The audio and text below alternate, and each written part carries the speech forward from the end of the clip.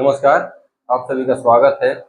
पिछली वीडियो में हमने टेबल टेस्ट से संबंधित क्वेश्चन को हल किया।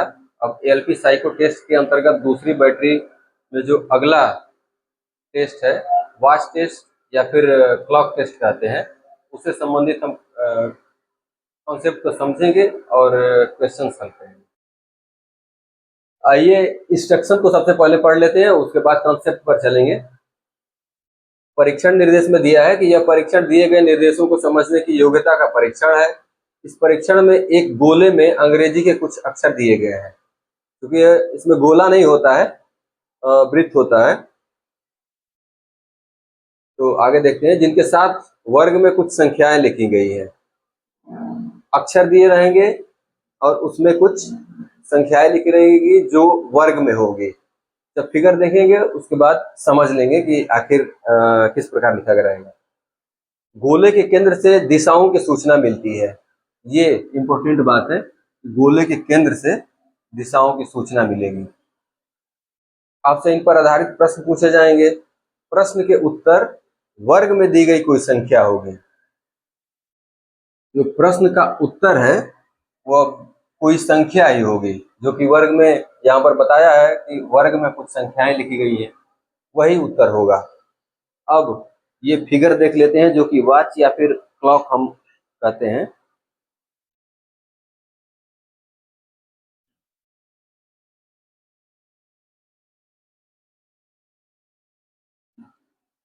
जो इस वृत्त में अक्षर दिए गए हैं वो काउंटिंग में 8 है, जो कि आप देख सकते हैं। ये वर्ग में जो संख्या दी गई है ठीक पहले अक्षर है, अल्फाबेट है। ये काउंटिंग में 8 है। इसमें संख्याएं भी दी गई हैं, वो भी काउंटिंग में 8 है, लेकिन इसमें रिपीटेशन है। जैसे ये G5 अवयव के अंतर्गत जो संख्या 5 है, और यहाँ P5 के अंतर्गत भी संख्या 5 है, यहाँ भी 4 है, यहाँ भी 4 है। यानी कि 2 अंक जो है रिपीट हुआ है, यानी कि 1 से 6 तक इसमें है, जिसमें से 2 अंक रिपीट हुए हैं। तो ऑप्शन आपको मिलेगा 1, 2, 3, 4, 5, 6। 6 ऑप्शन मिलेंगे। काउंटिंग में 8 अंक होंगे, लेकिन संख्याएं 6 ही है। अब दूसरा इंस्ट्रक्शन जो दिया था वो ये था कि इस सेंटर से आपको दिशा की सूचना मिलेगी। वो कैसे? किसी भी अक्षर से संबंधित हम मूवमेंट करेंगे। क्वेश्चन के द्वारा दिए गए इंस्ट्रक्शन से हम जब मूवमेंट करेंगे तो ये सेंटर को ही रेफरेंस मान करके हम दिशा निर्धारित करेंगे कि लेफ्ट या राइट, क्लॉकवाइज या एंटी क्लॉकवाइज, इसी को रेफरेंस मान करके करेंगे। आगे ये समझेंगे कि कैसे ये रेफरेंस पॉइंट हो करके हम काफी महत्वपूर्ण है। अब सबसे पहले, क्योंकि ये वृत्ताकार आकृति है, इस पर 2 प्रकार का मूवमेंट हो सकता है, एक क्लॉकवाइज या एंटी क्लॉकवाइज। अब उसी को अलग अलग भाषा में या अलग अलग अर्थों में अलग अलग नामों से जानते हैं। वो उसको समझ लेते हैं आखिर वो नाम क्या है। पहला दक्षिणावर्त।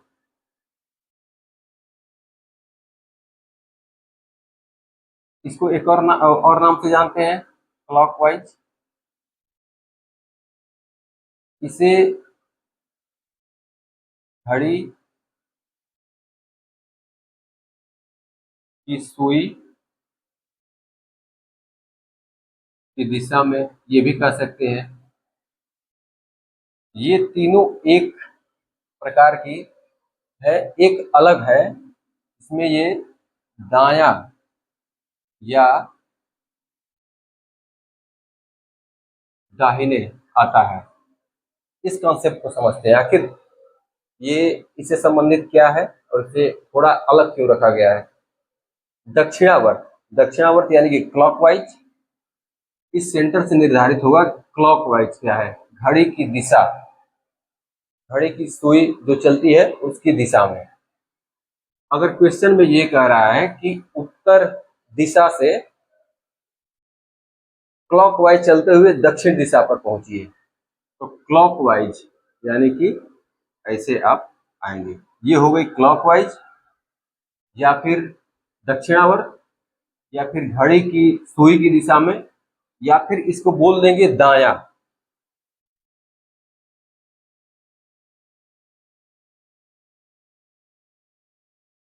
इसमें मूवमेंट जब होगा तो ये भी बोल सकता है कि A6 से शुरू करके दाएं हाथ की तरफ चलते हुए या फिर दाहिने हाथ की तरफ चलते हुए आप दक्षिण दिशा तक पहुंचे। तो आप दायां का मतलब भी ये समझिएगा कि क्लॉकवाइज है, यानी कि दक्षिणावर्त। अगर क्लॉकवाइज घूमने के लिए कह रहा है तो दायां, इसका मतलब ये भी है। अब दूसरा है एंटी क्लॉकवाइज, या फिर वामावर्त, या फिर घड़ी की विपरीत दिशा में, या फिर बाएं। ये है वामावर्त,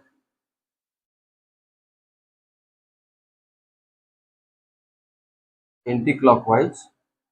इसे एक और नाम से जानते हैं जिसे काउंटर क्लॉकवाइज कहते हैं। एक और है घड़ी की सुई की विपरीत दिशा में, और एक है बाएं। अब इसमें मूवमेंट कैसे करेंगे?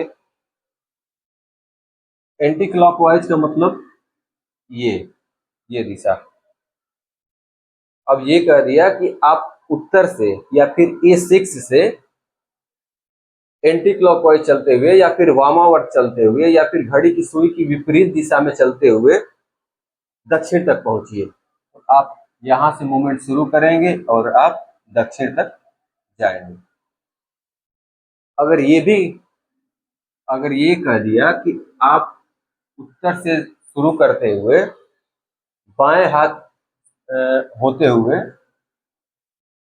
दक्षिण तक पहुंचिए, तो आप ठीक इसी दिशा से होते हुए आप आएंगे। ठीक है, ये डायरेक्शन हो गया। अब आगे कॉन्सेप्ट टॉपिक वाइज समझते जाएंगे फिर है क्या। अब कोई भी एलिमेंट है, सबसे पहले ये समझ लेते हैं कि आखिर इसको कहते क्या है। A6 अगर लिखा है तो इसे, इस पूरे को हम एलिमेंट कहते हैं या कंपोनेंट, या हिंदी में इसे अवयव या घटक। ये जो नाम है, ये A6 जो है इसको कहते हैं। इस कंपोनेंट के अंदर ये A अक्षर और 6 संख्या है। अब किसी भी कंपोनेंट संख्या या फिर अक्षर के दाएं और बाएं क्या होता है ये समझते हैं। कैसे निर्धारित करेंगे कि कौन सा बाएं है और कौन सा दाएं? अगर ये कहेगा कि A6 के बाएं कौन सी संख्या है, तो इस बाएं का निर्धारण कहां से होगा? जैसा कि इंस्ट्रक्शन में दिया है कि दिशा का निर्धारण इस सेंटर से होगा। तो इस सेंटर पर हम खुद को एग्ज्यूम करेंगे और यहां से इस कंपोनेंट की तरफ या फिर संख्या या फिर अक्षर की तरफ अपना मूव करके तो इसमें देखेंगे, और अपने खुद के बाएं बायां होगा और दाएं दायां होगा। क्योंकि क्वेश्चन में ये पूछ रहा है कि A6 के बाएं, ठीक बाएं कौन सी संख्या है, तो बायां ये है, यानी कि 3। अगर दाएं पूछे तो ये है C2 कंपोनेंट के अंदर 2, ये हो गया। अगर यह पूछे कि दक्षिण पर स्थित संख्या के ठीक बाएं कौन सी संख्या है, तो यहाँ पर दाएं और बाएं कैसे होगा? दक्षिण पर स्थित संख्या के ठीक बाएं कौन सी संख्या है? तो बायां, यहाँ पर खुद को एज्यूम करेंगे और यहाँ से बाएं और दाएं का निर्धारण करेंगे। निर्धारण करने के लिए जो कंपोनेंट है, जो संख्या है, उसकी तरफ देखेंगे और खुद के बाएं और दाएं निर्धारित करेंगे। तो यहाँ यहाँ आप खुद को एज्यूम कीजिए, यहाँ से बाएं ये 5 हो जाएगा और दाएं ये 1।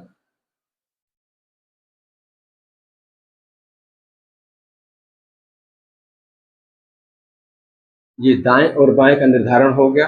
अब आइए देखते हैं से और के का कॉन्सेप्ट क्या है। क्योंकि हमने टेबल टेस्ट में से और के का कॉन्सेप्ट देख लिया है।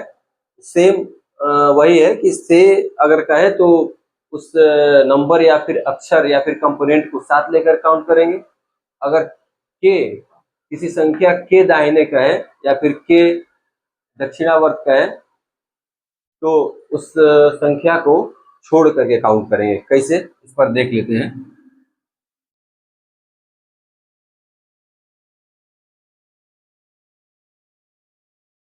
अगर ये कहे कि A6 या फिर उत्तर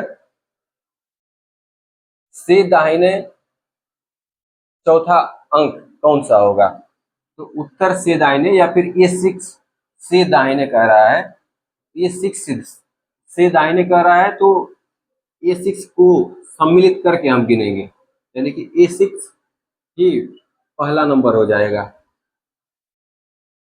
तो पहला ये हो गया, दूसरा ये, तीसरा ये और चौथा P5 कंपोनेंट के अंदर 5, संख्या 5 हो जाएगी। यानी कि A6 से दाएं चौथी संख्या या फिर उत्तर से दाएं चौथी संख्या 5 होगी। अब अगर ये कहे कि उत्तर के बाएं तीसरी संख्या, उत्तर के बाएं तीसरी संख्या कौन सी होगी, तो उत्तर के बाएं, उत्तर ये हो गया उत्तर। अब के बाएं, अगर के बाएं कह रहा है तो इसको काउंट नहीं करेंगे, इस कंपोनेंट को या फिर इस संख्या को काउंट नहीं करेंगे, उसे छोड़ करके काउंट करेंगे। यानी कि यहाँ 1 2 ये है थर्ड, यानी कि C1 कंपोनेंट के अंदर जो संख्या 1 है यही होगी A6 के बाएं तीसरी संख्या।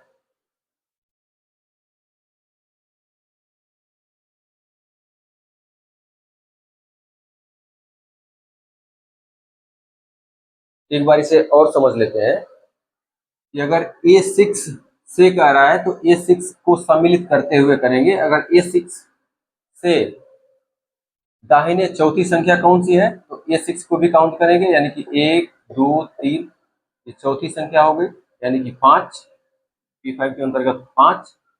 अगर A6 के दाएं चौथी संख्या अगर कह रहा है तो A6 को छोड़ करके काउंट करेंगे, यानी कि यहाँ से 1 2 3 4, यानी कि G5 के अंतर्गत संख्या 5 हो जाएगी। अब आ गया होगा समझ में से और के का कंसेप्ट, क्योंकि हम लोगों ने टेबल टेस्ट में अच्छे से इसको देखा है। ठीक वही कंसेप्ट है, से मतलब सम्मिलित करके, और बाकी जो मूवमेंट है बाएं दाएं दक्षिणावर्त या फिर एंटी क्लॉकवाइज उसके हिसाब से मूवमेंट करेंगे। अब एक कंसेप्ट आता है सामने और विपरीत का। ये क्या होता है? अगर ये कहे कि उत्तर दिशा पर स्थित संख्या के विपरीत संख्या कौन सी होगी, उत्तर दिशा पर स्थित संख्या के सामने संख्या कौन सी होगी, उत्तर के सामने कौन सी संख्या होगी या फिर उत्तर के विपरीत कौन सी संख्या होगी, तो इसका जवाब क्या होगा। सबसे पहले इसको लिख लिया जाए। पहला ये है कि ये 6 के सामने संख्या क्या है। दूसरा, ये 6 के विपरीत संख्या। तीसरा,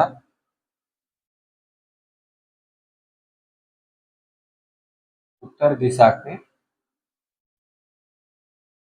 सामने संख्या।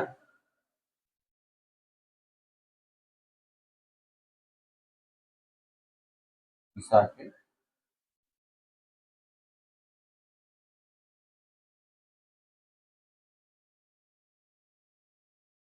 तो A6 के सामने G5 कंपोनेंट आएगा जिसके अंतर्गत संख्या 5 है, यानी कि A6 के सामने संख्या 5 होगी। अगर ये पूछे, ये 5 होगी। अगर ये पूछे कि A6 के विपरीत कौन सी संख्या होगी, तो ठीक वही होगी, लेकिन सामने और विपरीत दोनों सेम चीज है इस क्लॉक के लिए। तो A6 के विपरीत संख्या यही 5 ही होगी। अब उत्तर दिशा के सामने कौन सी संख्या है, ये उत्तर दिशा है और इसके सामने G5 कंपोनेंट है जिसमें 5 संख्या है, तो ये इसके सामने संख्या हो जाएगी 5। और चूंकि हम जानते हैं कि सामने और विपरीत सेम चीज है, तो फिर वही सामने 5 है तो फिर विपरीत भी 5 ही होगी। एक ये भी चीज है कि उत्तर दिशा के सामने कौन सी दिशा है, तो ये दक्षिण है, या फिर उत्तर दिशा के विपरीत कौन सी दिशा है, दक्षिण है। पूर्व के विपरीत पश्चिम, पश्चिम के विपरीत पूर्व। तो ये कहे कि दक्षिण के विपरीत या फिर दक्षिण के सामने तो उत्तर है। यहाँ पर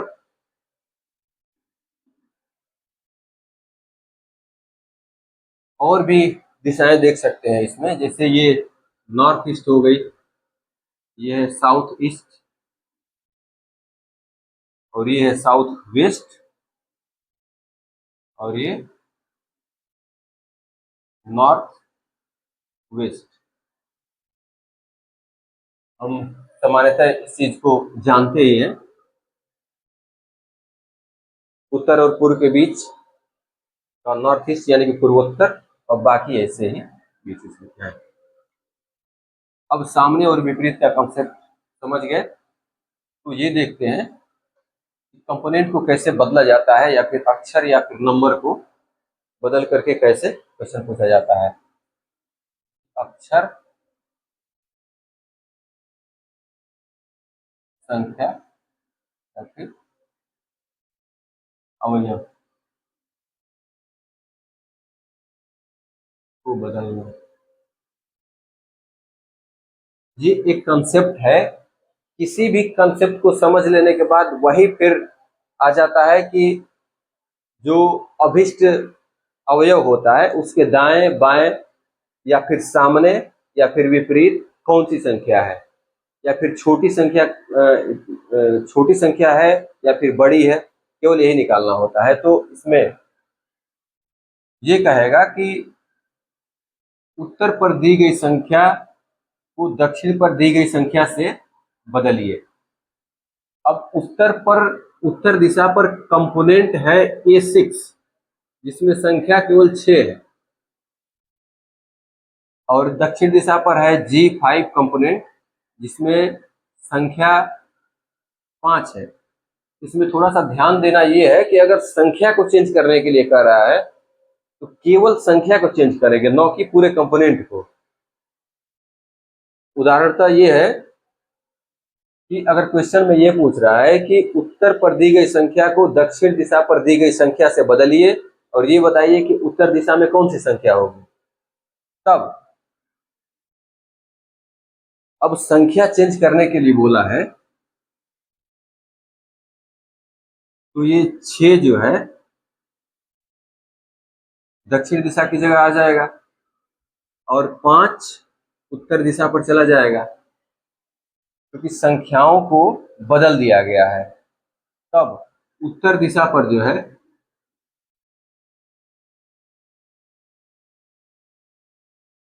संख्या जो है वो चेंज हो जाएगी, यानी कि 5 यहाँ पर चला जाएगा।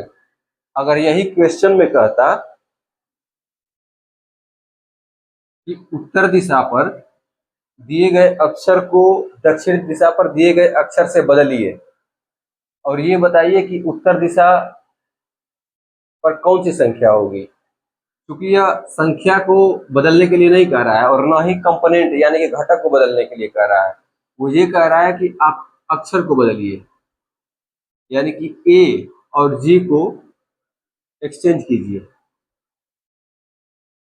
जी चला जाएगा उत्तर दिशा पर यानी कि ए की जगह और ए चला आएगा जी की जगह यानी कि दक्षिण दिशा पर। तो ये हो जाएगा, बदलने के बाद कंपोनेंट ये बन जाएगा G6 और ये हो जाएगा A5। अब उत्तर की दिशा पर वही संख्या ही है जो पहले थी, क्योंकि संख्या में बदलाव नहीं हुआ है, 6 का 6 ही है। तो अगर इस दशा में पूछे कि उत्तर दिशा पर कौन सी संख्या होगी तो वो 6 ही रहेगी जो कि पहले थी। अगर संख्या चेंज करके पूछे तब बदलाव होगा, न कि अक्षर पूछ करके, अक्षर पूछने के बाद।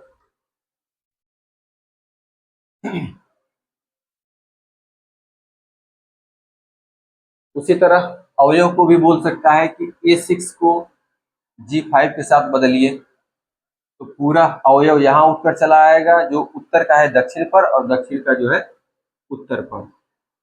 बदलने के बाद की स्थिति होगी, उत्तर दिशा पर कंपोनेंट हो जाएगा G5 और दक्षिण दिशा पर कंपोनेंट हो जाएगा A6। इसके बाद जो इंस्ट्रक्शन देगा कि इसके दाएं या बाएं या फिर सामने, तो उसके हिसाब से आंसर करेंगे। अब क्योंकि हमने ये समझ लिया है कि दाएं और बाएं क्या होता है, अब पूर्ववर्ती और अनुवर्ती क्या होता है ये समझ लेते हैं।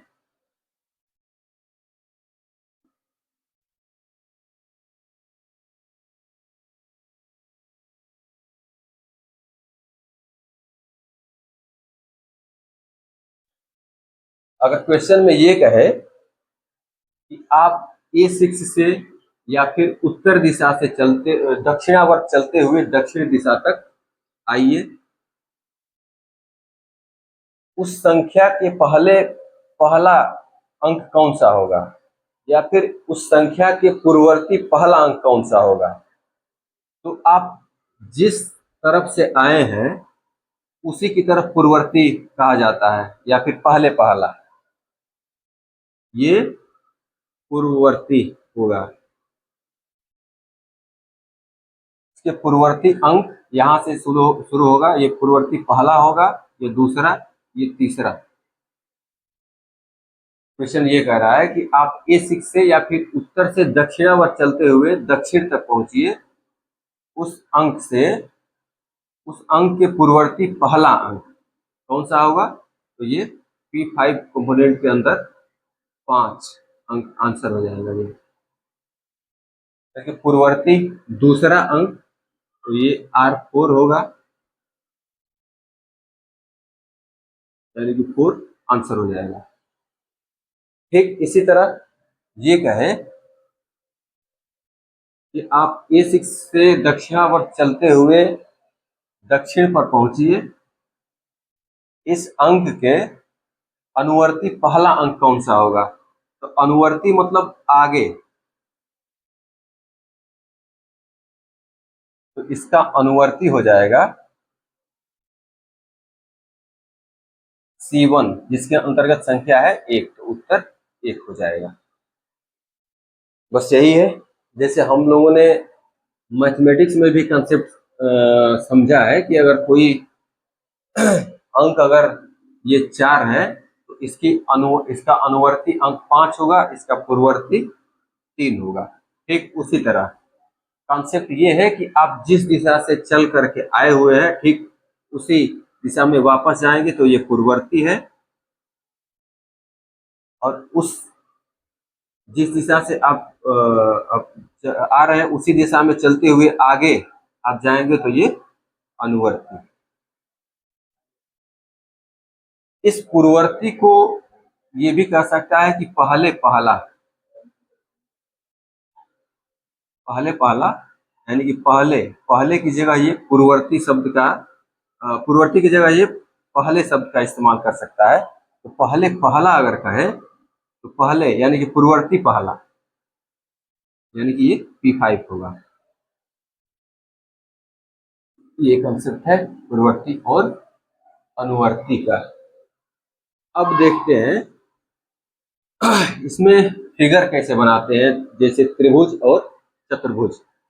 चतुर्भुज में आसान है क्योंकि चतुर्भुज में कुछ शीर्ष वगैरह पूछता नहीं है, त्रिभुज में पूछता है शीर्ष। तो त्रिभुज में जो कंसेप्ट है उसमें देख लेते हैं।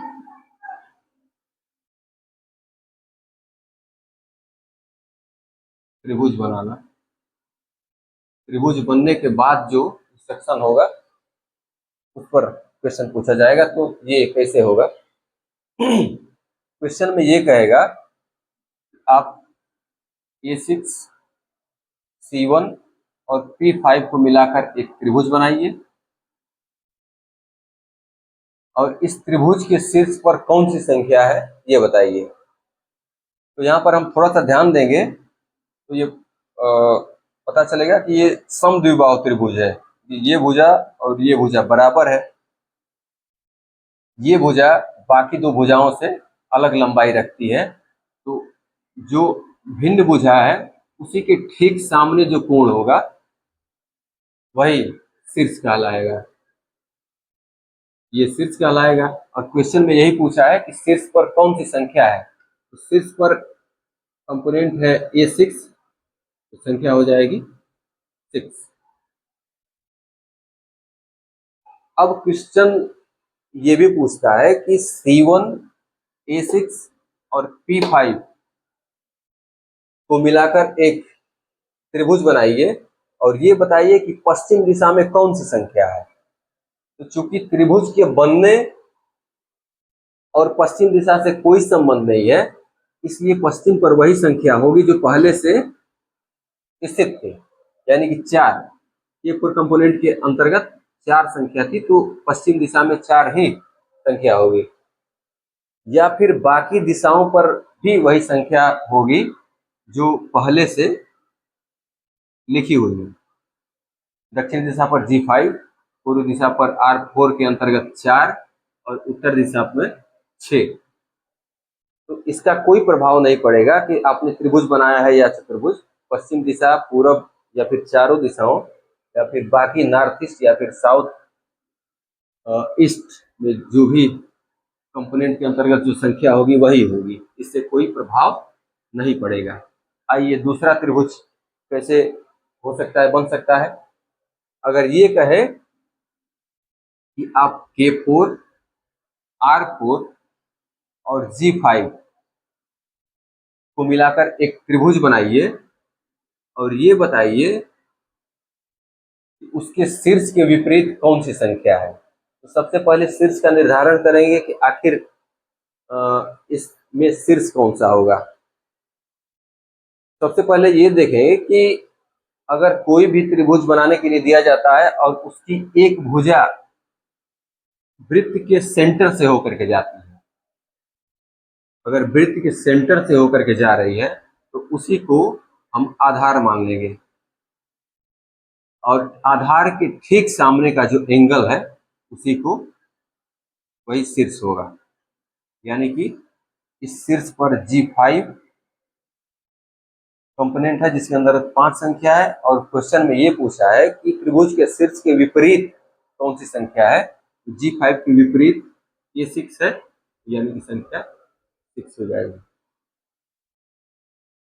इसमें ध्यान देना है कि अगर किसी त्रिभुज की एक भुजा सेंटर से होकर के जा रही है तो आधार उसका मानेंगे और उसके ठीक सामने जो एंगल है उसी को शीर्ष मानेंगे।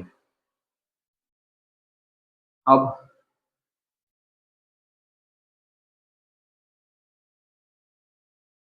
एक आता है त्रिभुज विषम बाहु। अगर ये कहेगा कि आप C1, R4 और P5 को मिलाकर के एक त्रिभुज बनाइए और ये बताइए कि इसके शीर्ष पर स्थित संख्या के ठीक दाएं कौन सी संख्या है। तो सबसे पहले हम शीर्ष का निर्धारण कर लेते हैं कि इसमें शीर्ष का निर्धारण कैसे होगा। तो जो विषमबाहु त्रिभुज की सबसे बड़ी भुजा होती है, जो कि इसमें यह है, बड़ी भुजा के ठीक सामने का जो एंगल है वही शीर्ष कहलाता है। सबसे बड़ी भुजा C1 और R4 को मिलाने वाली रेखा है, उसी के ठीक सामने जो एंगल बनेगा जिस पर P5 है शीर्ष होगा। और कंपोनेंट P5 के अंतर्गत संख्या 5 है, जो कि यहाँ से पूछा है कि शीर्ष के ठीक दाएं जो संख्या है उसको बताइए। तो चूंकि हम जानते हैं कि दाएं और बाएं का निर्धारण यहाँ सेंटर से होगा, यहाँ पर ये रेफरेंस जो है यहाँ पर खुद को एज्यूम करेंगे और P5 पर हम देखेंगे और उसी के ठीक दाएं, क्योंकि ये हो जाएगा G5 कंपोनेंट के अंतर्गत 5 संख्या, ये होगा आंसर। ये P5 का 5 नहीं, G5 का 5 हुआ। अब इसमें एक प्रकार से और ये पूछता है कि 3 कंपोनेंट को मिला करके आप त्रिभुज बनाइए और उसमें छोटी संख्या कौन सी है।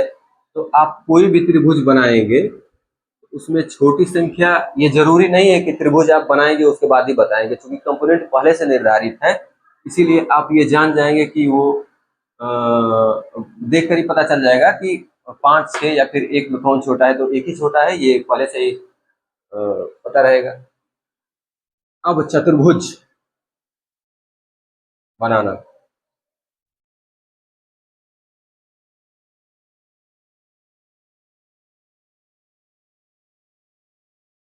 चतुर्भुज बनाना क्वेश्चन में ये देगा कि B3, D2, P5 और C1 को मिला करके एक चतुर्भुज बनाइए और ये बनाइए कि सबसे छोटी संख्या के ठीक दाएं कौन सी संख्या है।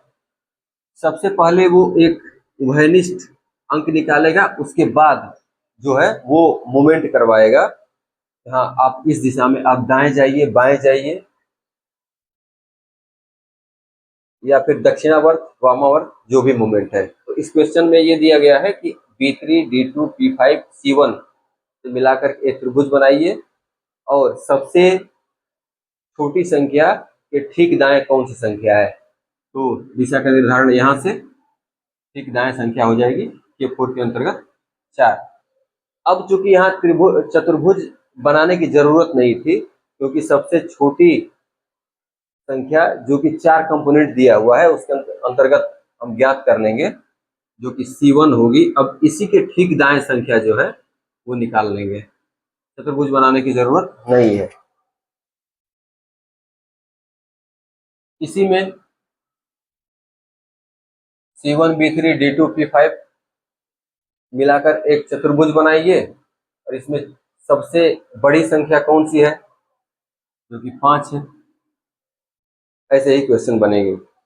और एक क्वेश्चन फिर उसी प्रकार का कि इतने 4 कंपोनेंट को मिला करके आप चतुर्भुज बनाइए, फिर ये बताइए कि पूर्व में कौन सी संख्या है। चूंकि चतुर्भुज के बनाने और पूर्व में संख्या जो स्थित है उसमें कोई रिलेशन नहीं है, कोई प्रभाव नहीं डालेगा ये चतुर्भुज का बनना इस पूर्व दिशा की संख्या पर, तो वही रहेगी जो पहले से स्थित है। किसी भी दिशा पर, ये उत्तर हो, दक्षिण हो, पश्चिम हो या फिर पूर्व हो, किसी दिशा पर प्रभाव नहीं डालेगा ये चतुर्भुज का बनना। तो सेम वही संख्या होगी जो पहले से उस पर स्थित है। अब एक क्वेश्चन ये पूछता है आवृत्ति वाला, आवृत्ति से संबंधित।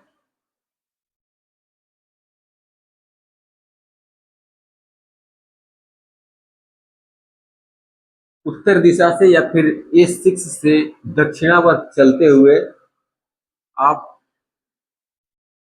पश्चिम तक पहुंचिए। A6 से दक्षिणावर्त पश्चिम दिशा तक जाने में 5 की आवृत्ति क्या है? उत्तर दिशा से क्लॉकवाइज या फिर दक्षिणावर्त या फिर दाहिने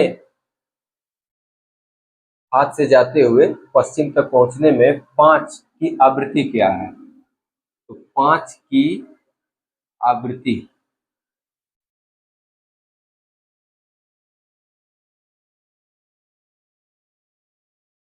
यहाँ पर 5, एक यहाँ पर है और एक यहाँ पर, यानी कि 5 दो बार आया है, यानी कि 5 की आवृत्ति कही जाएगी 2। यही है। या फिर ये क्वेश्चन इस तरह होगा कि आप उत्तर दिशा से क्लॉकवाइज पश्चिम दिशा तक जाने पर जो पथ बनता है उस पर 5 की आवृत्ति क्या है? फिर A6 से क्लॉकवाइज A4 तक जाने में जो पथ बन रहा है उस पर 5 की आवृत्ति क्या है, या फिर 5 कितनी बार आया है? 5 कितनी बार आया है या फिर 5 की आवृत्ति क्या है? तो 2 है। अब एक कॉन्सेप्ट है युग्म का।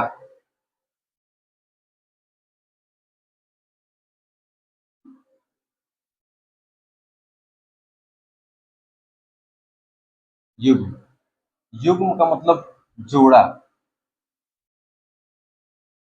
सेम संख्याओं का जोड़ा। जोड़ा तभी होता है जब सेम संख्याएं हो। इस क्लॉक में ये देख लेते हैं, ये 5 जोड़ा बन रहा है और बाकी किसी संख्या का और जोड़ा नहीं बन रहा है, तो हम ऐसा करेंगे कि जोड़ा बना ही लेते हैं इसको। ये 6 की जगह 2 कर देते हैं। अब ये 2 का भी जोड़ा बन गया। तो क्वेश्चन ये पूछ रहा है कि 2 लगातार युग्म के बीच की संख्या क्या है? 2 लगातार युग्म के बीच, सबसे पहले तो ये देखना है कि युग्म क्या है। युग्म जो 2 एक प्रकार की संख्या है, यानी कि दोनों 5 है, दोनों बराबर हैं, इनका युग्म बना है। ये युग्म है और ये युग्म एक है और ये दूसरा युग्म है। यही 2 लगातार युग्म है, इनके बीच की संख्या क्या है? इनकी बीच की संख्या होगी R4 कंपोनेंट के अंतर्गत R 4। यही आंसर होगा।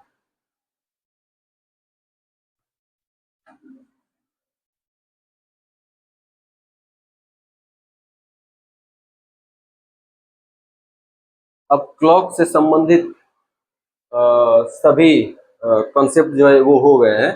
अब इस पर आधारित क्वेश्चंस कर लेंगे तो इन कॉन्सेप्ट को समझने में आसानी होगी और क्वेश्चन को आसानी से टैकल कर पाएंगे।